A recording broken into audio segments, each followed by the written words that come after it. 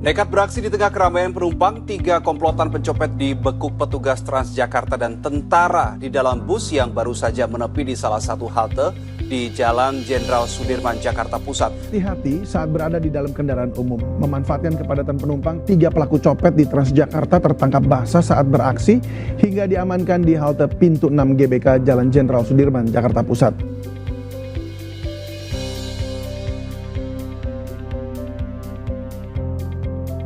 Setiap hari ada jutaan masyarakat yang menggantungkan mobilitasnya pada Transjakarta. Di balik kelancaran perjalanan tersebut, terdapat berbagai ancaman keamanan yang dapat terjadi kapan saja. Salah satu contohnya adalah kasus pencopetan yang sempat menghebohkan masyarakat karena berhasil digagalkan melalui tindakan cepat petugasnya.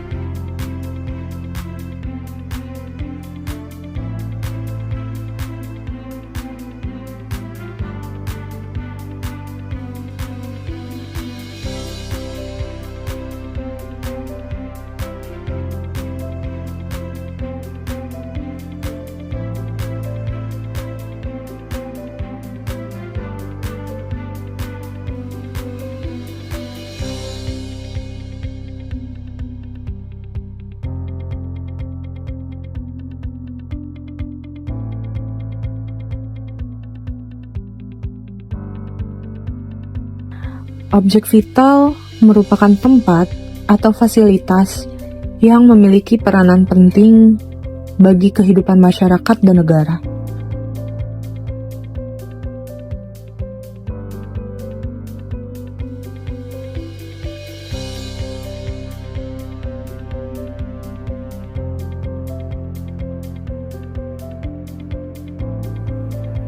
Gangguan terhadap objek vital dapat menimbulkan dampak besar terhadap keamanan, pelayanan publik, hingga perekonomian nasional. Oleh karena itu, objek vital memerlukan sistem pengamanan yang khusus.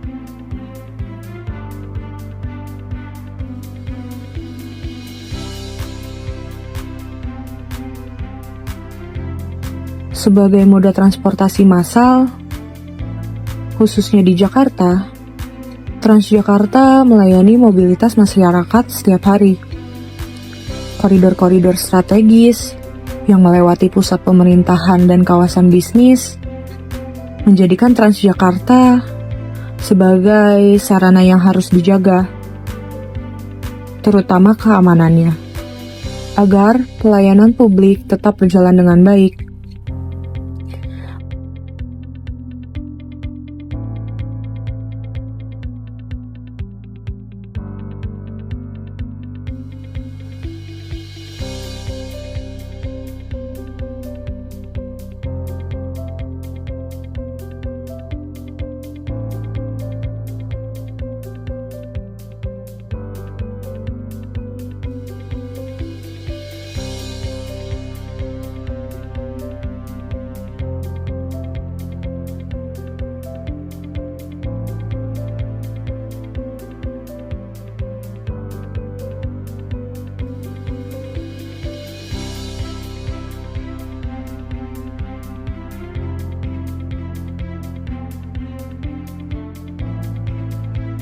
Mobilitas yang tinggi membuat Transjakarta memiliki berbagai resiko kejahatan, mulai dari pencopetan, pelecehan, vandalisme, pencurian aset operasional, hingga penyalahgunaan akses oleh pihak internal. Pada Desember 2025, 3 orang pelaku melakukan aksi pencopetan di bus Transjakarta Koridor 1 Blok M Kota. Saat korban menyadari barangnya hilang, pramudi segera melakukan lockdown dengan mengunci pintu bus sehingga para pelaku tidak memiliki kesempatan untuk melarikan diri sebelum petugas datang. Operator Transjakarta nomor 1 Blok M, ada beberapa pencopet yang terpantau lewat CCTV yang beroperasi secara individu. individu maupun berkelompok ya. Sejauh ini banyak masyarakat pengguna Transjakarta yang melapor kepada pihak operator untuk melihat CCTV.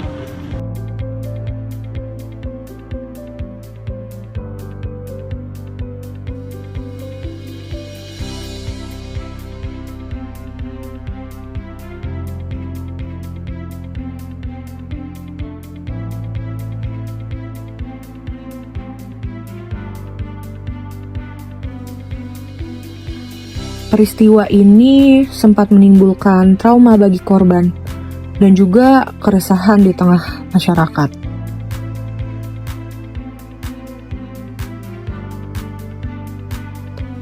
Namun, di sisi lain, keberhasilan petugas yang dapat menangani situasi secara cepat meningkatkan kembali kepercayaan masyarakat terhadap sistem keamanan Transjakarta serta memberikan efek jera kepada pelaku.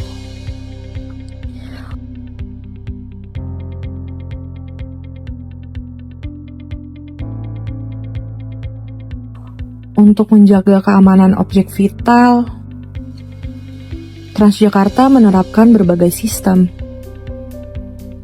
pada pengamanan, seperti CCTV, patroli rutin, petugas keamanan, sistem kontrol akses, serta koordinasi dengan kepolisian dan dinas perhubungan.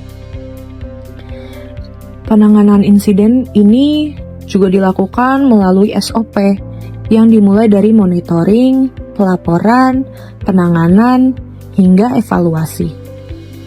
Kasus ini dapat dianalisis menggunakan routine activity teori. Kejahatan terjadi karena bertemunya 3 unsur, yaitu pelaku yang termotivasi, target yang sesuai, dan lemahnya pengawasan. Pada kondisi bus yang padat, pelaku melihat peluang untuk melakukan pencopetan. Namun, tindakan lockdown yang dilakukan petugas dapat mengubah situasi secara drastis, sehingga kesempatan pelaku untuk melarikan diri langsung hilang. Transjakarta bukan hanya sarana transportasi, tetapi juga merupakan objek vital yang menopang aktivitas masyarakat setiap hari. Oleh karena itu, sistem pengamanan yang baik, dukungan teknologi, kesiapsiagaan petugas, dan kepatuhan terhadap SOP menjadi kunci dalam menjaga keamanan serta kepercayaan masyarakat terhadap transportasi publik.